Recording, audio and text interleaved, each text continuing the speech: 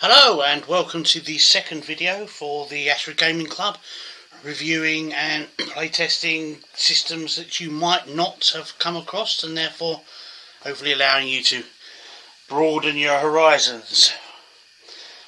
What we're looking at today is a game that I don't think anybody at the club has come across before yet, For What Remains. This is a post-apocalyptic themed skirmish game that is split across three separate but completely cross-compatible separate games. So you effectively, and in the same way that Zombicide can be, you can get one set and play the characters from one set in missions from the other against zombies from perhaps a third set, or the new Nemesis, its expansion that's coming out soon. Lockdown, again cross-compatible, so you could play characters from one set against missions or aliens from another set, and so forth. This seems to be more the way games companies are going these days. The old hat way of doing an expansion for a game, like it was when I first got into the hobby with Space Hulk, seems to be disappearing now. You can understand the reasons for this. If you brought out a game that was successful enough to warrant an expansion and then brought out an expansion for it, the only people who are going to even think about buying it are those that have already got the original game. You're effectively already limited as to your market. Whereas bring out another completely standalone game that happens to be cross-compatible and therefore can be combined, you still have new people who might go, I'll buy the second one, even though they haven't actually got the first. So it makes more financial sense, and is the way most companies seem to be going these days.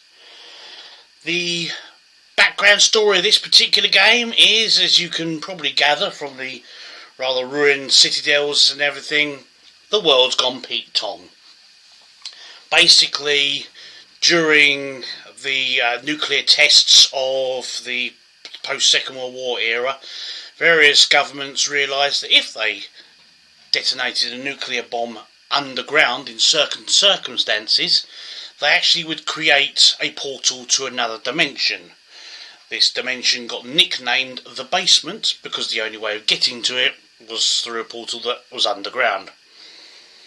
Over time, the inhabitants of the basement started to cross over into the human plane, and a war ended up breaking out when they teamed up with North Korea, eventually all going wrong, and a nuclear holocaust.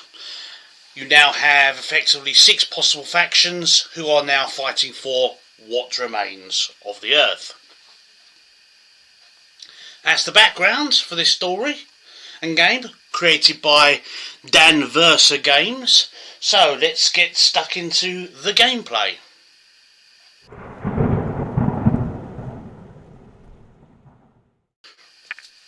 Right, so we'll start off with the factions. Each of the 3 boxes contains 2 factions.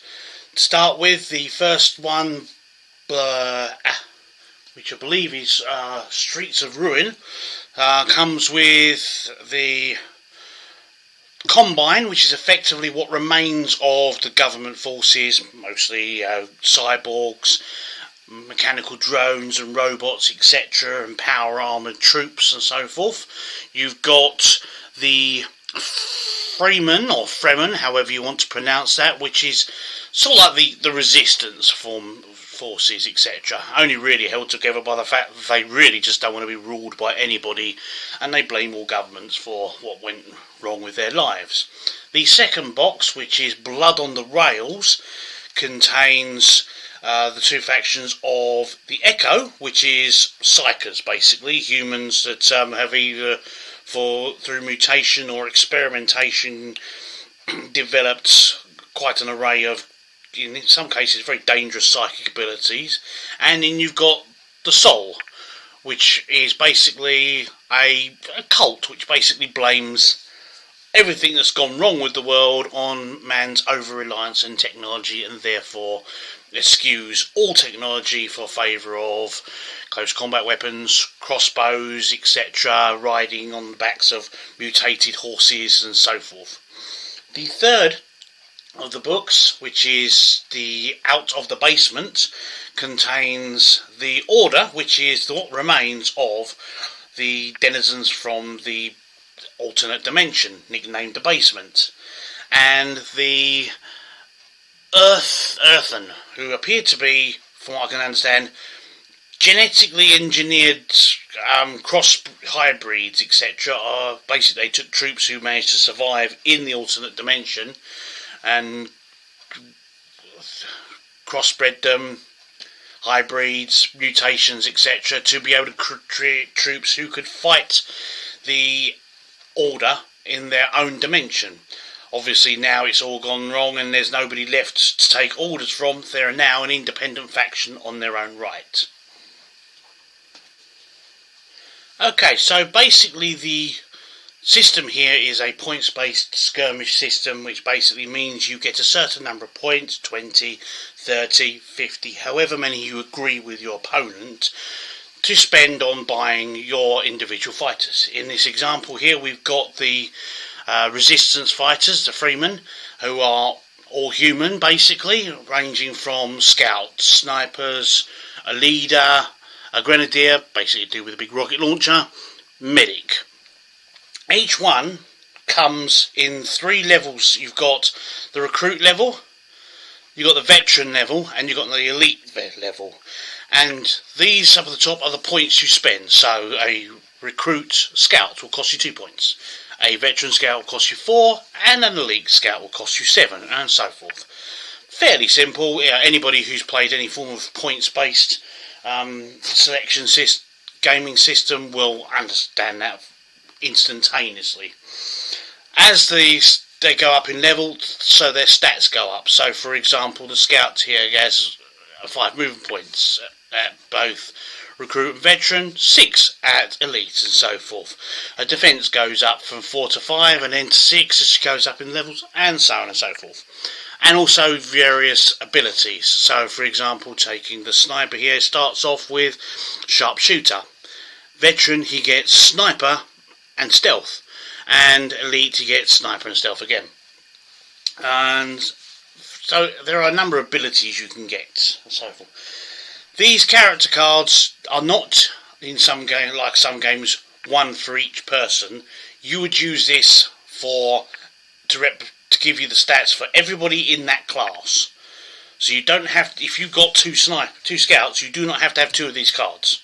There is just one, and it tells you the stats for your snipers wherever they happen to be.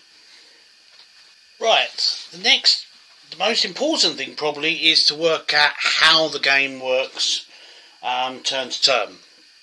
And for that, the simple mechanism is you first off draw tokens. This is very, very similar to bolt action in that regard. You're basically putting in tokens for your various dudes into a bag, so will your opponent, and then during the game you will be drawing tokens out of this bag randomly to determine which order your dudes go in. This therefore means it's not a your turn, then my turn, your turn, then my turn. It's a joint turn, so you don't have the annoying bit of one person spending the next quarter of an hour doing their turn while somebody else just sips on their drink and has some more peanuts, etc. So, as I say, fans of bolt action will take to this very easily. Once you've drawn your tokens, put them into the bag, then it's recovery tokens and exhaust tokens. And this is how it's going to work. This is quite important to understand if you're going to think about this game, because this is where nearly all of the tactics come into it. First off, every dude who's on your table has 3 tokens. In this example, we're assuming that I've got a medic and a sniper and a leader and a grenadier and a medic all in my force, and each one has 3 tokens. Now when I'm choosing which tokens to put into the bag, I can choose as many tokens as I have people on the table. In this case, 5 people. But I could choose to put all 3 scouts in. I could then go, I'll do the leader twice. That's 5 tokens. It does mean that my sniper, my grenadier and my medic aren't going to do anything this turn. I could alternatively take one of each. This means that each person is going to act once in my turn. But going back to the original example, it does mean, although these 3 characters don't do anything, my scout will act 3 times during the turn. And my leader will act twice. The important point is that all these are in front of you, face down. Like this.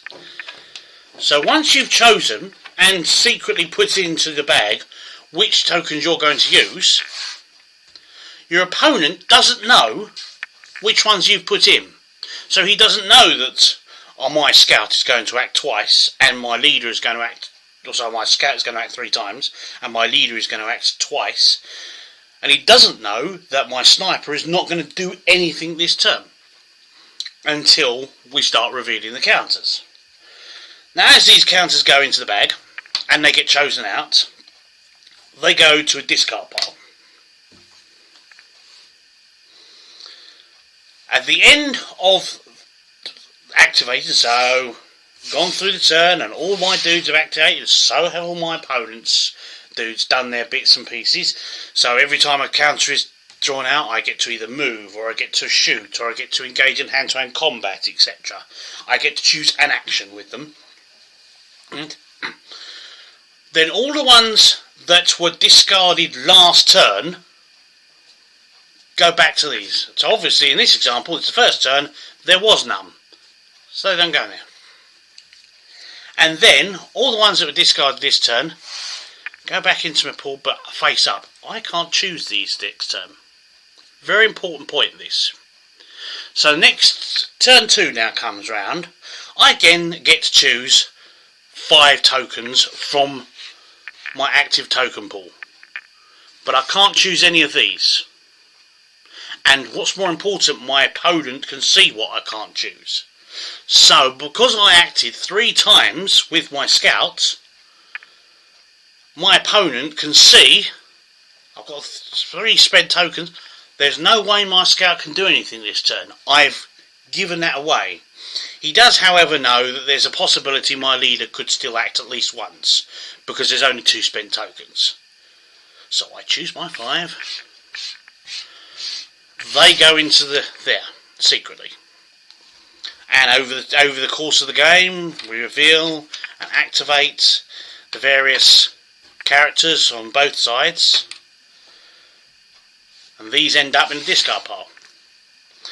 These now rejoin my list of active tokens. And then the discard lot come back all face up. So turn 3 comes around. Again, I can't use any of these, but I can use any of these tokens. And again, my opponent can see that I use my grenadier twice, my medic twice, and my leader once. Therefore, I've only got potentially 1 grenadier token here, 1 medic token that I could be choosing in turn 3. This is where nearly all of the tactics are going to come from in this game. In truth, the actual mechanics of the game are very simple. But it's how you choose your tokens. Do you go all guns blazing with with 1 or 2 characters, knowing full well that you then given away all the information on turn 2, and your opponent knows that those characters aren't going to do anything? Do you spread your stuff about? Yes, you could go 1 action with each character, which keeps your options open as wide as possible, but all it means is that your scout could move into position, or your sniper could move into position, but they're not going to get another action this turn. And your opponent's going to be able to see that and react by next turn, choose which ones of his characters are going to act. So you can rush somebody, by putting all 3 tokens in, but then you give a game away for the next turn, or you can spread things out, but you're not going to do anything really spectacular with any one individual. Okay, so movement and combat is very simple in this. Try thinking a bit like Space Hulk when it's coming to movement and combat. So you get a number. If you're going to do a move action, you will get a certain number of movement points. In the example of our recruit level scout here, she gets 5 movement points. So that can be 1, 2, 3, 4, 5, 6. Well, not 6, but 5 there. For example, it could go 1, 2, 3, 4, 5, and so forth. Right? Very simplistic. There is no facing, there is no turning in this game. It's straightforward movement. All the terrain is already pre-marked up on the tiles for the turn. So, for example, anything with a yellow border around it with this symbol here is high ground. Anything with an orange border around it with this wibbly wobbly symbol is difficult ground. Moving into there will take me 2 movement points. So, you go 1, 2, 3, 4, 5. Simple enough. Anything with a grey border around it, like this, with the no entry sign effectively, is impassable terrain, for example. Let's say high ground, difficult terrain, impassable. So, and there are numerous map tiles with different layouts on them. They're double-sided, as you can tell. So in this particular one, you can get high ground by climbing on the ruined crane, and so forth. That's movement. Combat is, again, really simple and straightforward. It's worked on D10s, right? So basically, you measure the range in shooting, number of squares between you and your opponent, and you've got to have a clear line of sight. So in this case, over here, she would not have line of sight because there's raised ground between them. She would have line of sight, would not, blocked by the impassable terrain, and so on and so forth. When you've got line of sight, you measure the range, and every character's stat has a WR on it, which is their weapon range. In this case, a 5, so her little machine pistol goes a range of 5. 1, 2, 3, she's within range. You then look at her ranged combat, RC, and that tells you how many 10-sided dice you roll. And basically, when you're rolling those dice, you need to score equal to, or no, actually more than, my mistake, you need to score more than the opponent's defence rating. In her case, it's 4, 5 or 6, depending on what level she's at. There are bonuses. You get a +1 if you're in rough terrain, and so forth. So she could be, if she was being shot at whilst in rough terrain, she would get a +1 to her defence, making it 5, 6 or even potentially 7, making it very hard to hit in some cases. And doesn't matter how many dice score more than this defence stat, as long as 1 or more dice score more, she gets wounded. And you flip the counter over to the wounded side. Close combat is pretty much identical, except for it's base to base effectively, or square to square. And again, it's the amount of dice on your close combat. So whereas in range combat, you have close combat. And you roll the amount of dice, and again you need to score more than the target's defence in order to cause a wound. If she was doing that and she wounded, he now gets wounded. It is simplistic in that regard, but it does mean it's very easy to pick up, and it's going to flow very quickly. There are no complicated equations to do and all that. It is simple. Am I within range? Yes. Roll this amount of dice. Did any of them beat the target's defence? Yes, there is some modifiers to the target's defence, but it is going to be very straightforward and simple in that regard. So combat is going to move very fast. It might be a little bit simplistic for some people, but it is not going to slow you down. And there is a potential advantage to simplistic, which I'll be talking about later on. Okay, so the next point is the combat, the unit counter stack system. This is another little trick they've brought into this, which helps get rid of loads of wound counters. One of the things that really bugs some people, in particular my wife, is when you open up a new box game and she goes, "Oh goody, another load of counters to keep track of." And there are lots of counters in some games. In some cases they over clutter the table. In this case, this game has avoided doing that by a simple wound counter stacking system. So basically, your character has 3 levels. In this one, he's just a rookie, hence the R in the bottom corner. Right? If she gets wounded, simply flip the counter over to its wounded side. If she gets wounded again, she is dead. However, to represent the next level up, a veteran, you simply have 2 counters with the veteran one on top, denoted by the V in the corner. If she gets wounded, you flip that veteran counter over. If she gets wounded a second time, remove the veteran counter. And now, her stats drop from the veteran stat to the recruit stat. Effectively, not only has she lost 2 wounds, but she's gone down in stats. And again, then wounded a third time, and then wounded a 4th time, is dead. This means that an elite version will effectively have 6 wounds, and will be at with these stats for the first 2. Take 1, and then lost 2. Goes down to veteran status. Wounded, veteran, wounded again. Drops down to recruit level. Wounded, and then wounded and killed finally.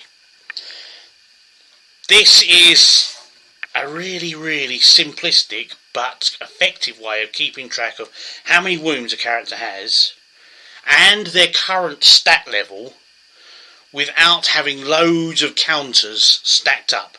In other games you might have had either a counter or a very nice 3D model, and you would have had to stack a little wound counters next to them, or you'd have to have a character card like this for each person with wound counters stacked up on top of them to keep track of how many wounds they've taken.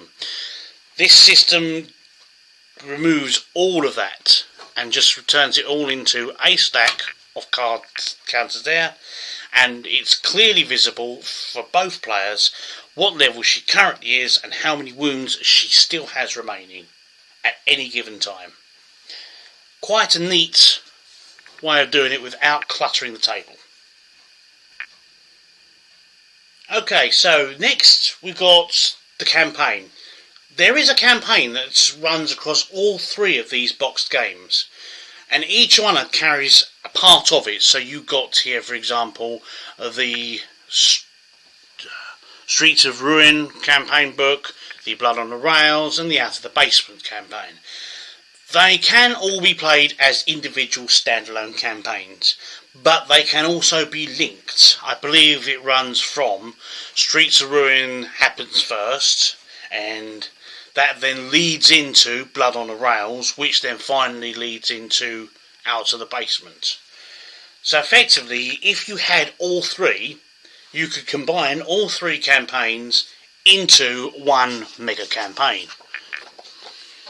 The campaign book has all of the background, complete with the appropriate Area 51 tile photographs and all this of the secret facilities involved, and then it goes into the various missions, map layout, forces, etc. Way through the effects of the backgrounds to each thing and how it's going to affect the next mission and so forth, and it goes all the way through. There is also solo playing this. It is possible to play this game solo.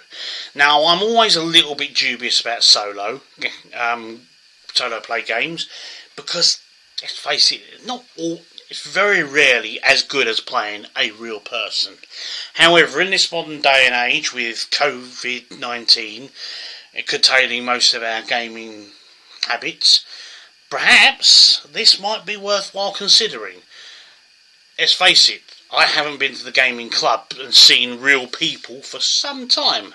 Most of the real people I see are the ones I'm seeing at work, and they don't usually want to see me either. So the solo campaign might well be something you might be interested in. Each potential character type that you'll be facing has a card which depicts how their actions are going to be when they're facing you, and you basically roll to see what characters do when their tokens come up. Each character has a different action table.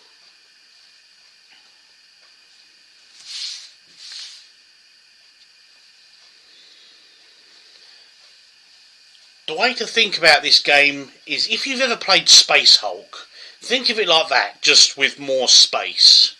As you can see, the maps are all grid-based, a bit like Space Hulk, but whereas Space Hulk was more controlling corridors and junctions and going room to room, clearing rooms, the maps in this are far more open. It basically consists of 9 of these tiles in a 3x3 grid nearly every time. And there is far more open space. But unlike Space Hulk, not everybody's going to act. As we explained during the token situation, one person could act 3 times, and several other people might not act at all. So,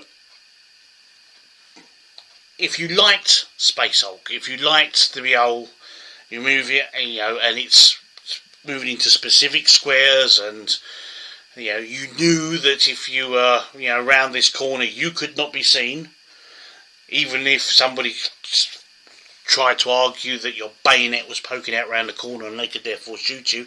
This is going to be something you might be interested in.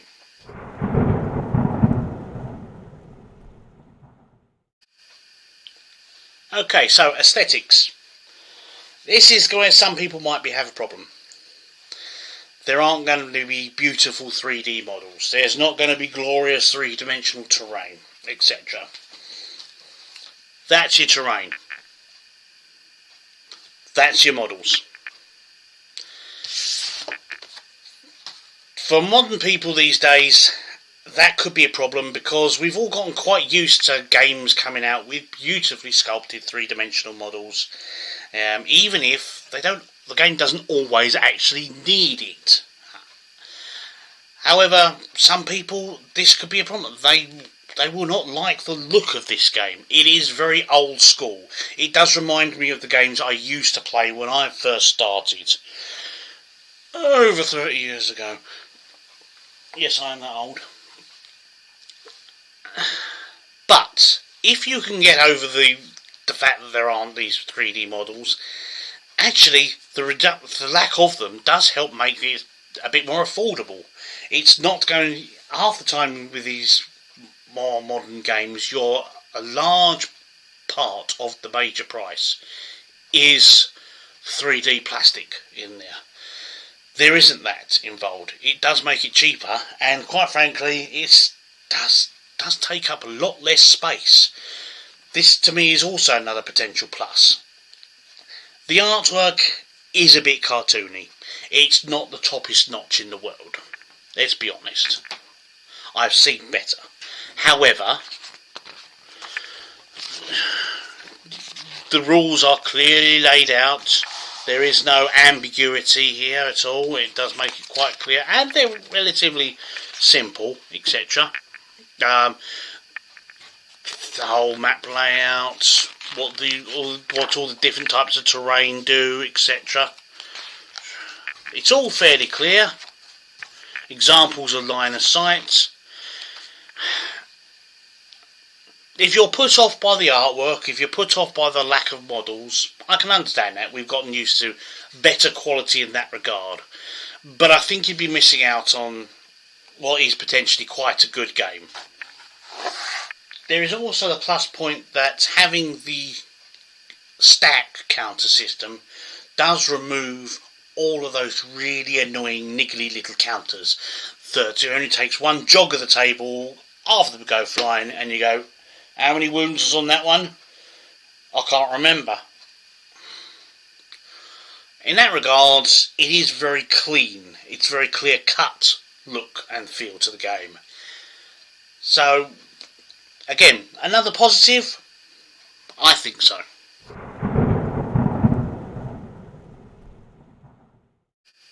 Lifespan of this game. So, this is not a game that's going to be played every week. It is not going to replace your copy of Warhammer 40,000 or Age of Sigmar or Victory at Seas or whatever happens to be your primary go-to game. This is not going to do that.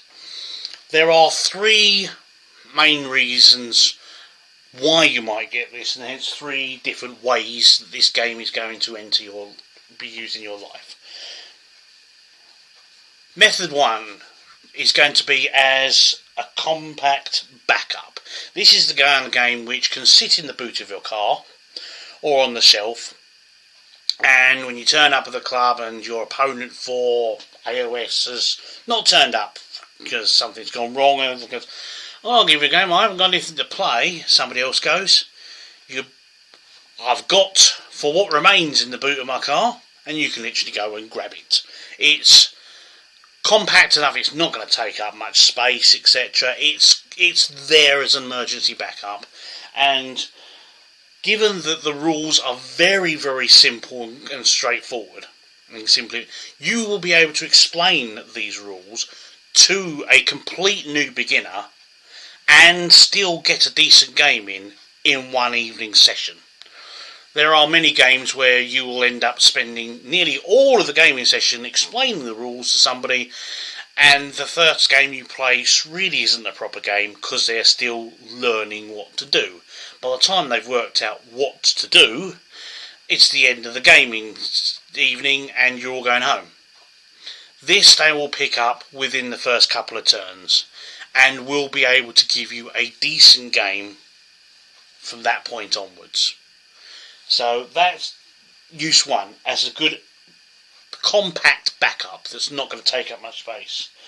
Method two is to team up with two other people, and each one of you gets one of the three copies of the game between you.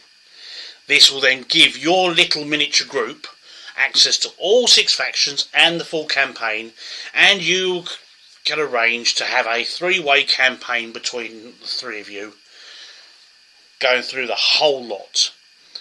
This is probably the way that some people would prefer to do it. It does save your money, and it does give you sort of like a gaming project for the next couple of months.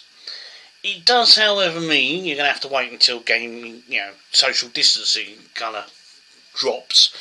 But it will appeal to some people who will want a gaming project as opposed to just a standby.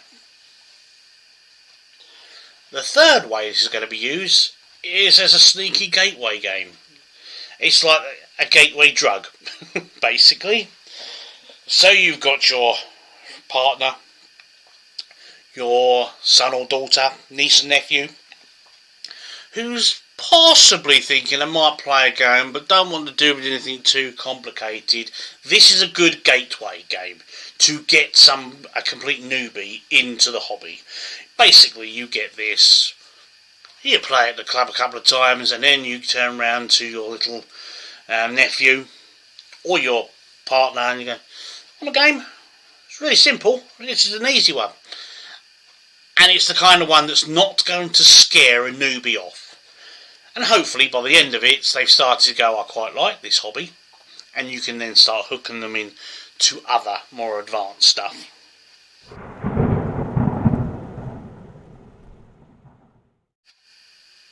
Okay, cost. This is going to be both a positive and a negative.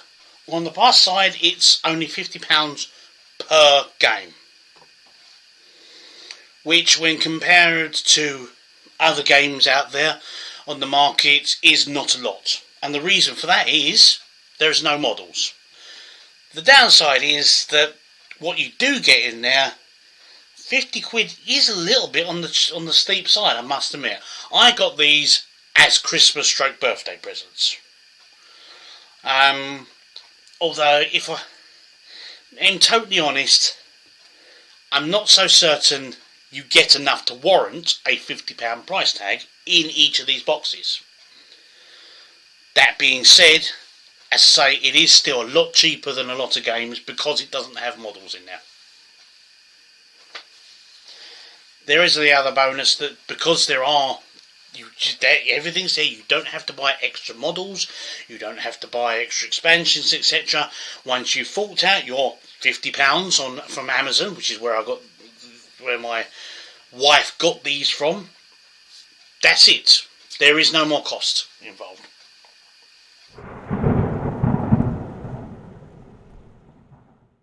So, in conclusion, what do we think?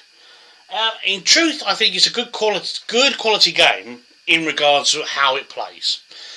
It doesn't have much glamour. This is easy to overlook because of its lack of glamour, because of its lack of models, because of the artwork is a little bit on the cartoonish side, etc. But overall, I think it's a very good game. It's easy to think of this as simplistic, which would be unfair. Because although the rules themselves are very simple, there is a lot of tactics, in particular in the initiative token system. I can see a lot more depth in that than the rules suggest. So in truth, if it's your kind of thing, go knock yourself out. You should be able to find copies of it on Amazon these days. This is exactly where I got my copies from. And, not wanting to big up one particular retailer, other retailers do exist. If that's been of any help to you, I'm happy to have been of service. We'll be looking at other games and possibly even some demo games, etc., or battle reports and so forth in the future. But for the time being, thank you for watching. Good night.